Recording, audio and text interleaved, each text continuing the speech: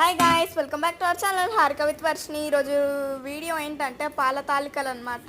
Okay, చలో let's start the video. Okay, గోధుమ పిండి తీసుకొని మంచిగా మిక్స్ చేసుకోవాలన్నమాట. ఇక్కడ ఇది ఒక ప్లేట్ తీసుకొని గోధుమ పిండి ఫ్లోర్ అంతా స్ప్రెడ్ చేసుకోవాలని అంటుకోకుండా. ఓకే, నెక్స్ట్ ఇక్కడ మంచిగా ఉండే లెక్క కట్టుకోవాలన్నమాట. వాటర్ కొంచెం కొంచెం వాటర్ వేసుకొని ఓకే ఇదంతా కట్టాక మళ్ళీ వచ్చేస్తాను.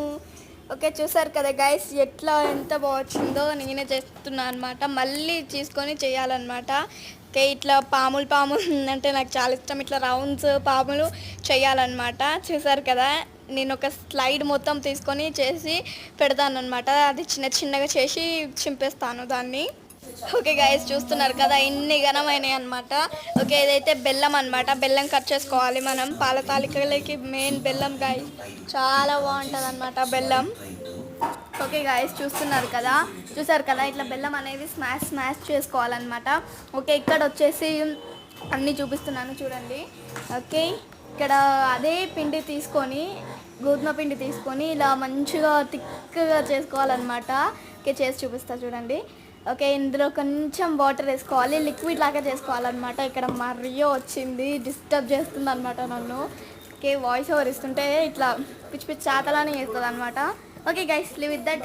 ఇదంతా చూడండి ఎలా చేస్తున్నాను. రియో. ఓకే గైస్, చూస్తున్నారు కదా, ఇంకో గుర్ర అంటుంది చూడండి. Live with that. చూడండి, మనకు క్వాంటిటీ ఎంత కావాలంటే అంత వాటర్ వేసుకోవచ్చు. చూసారు కదా, ఇట్లా లిక్విడ్ లాగా చేసుకోవాలి. ఓకే, చూపిస్తాను నీకు.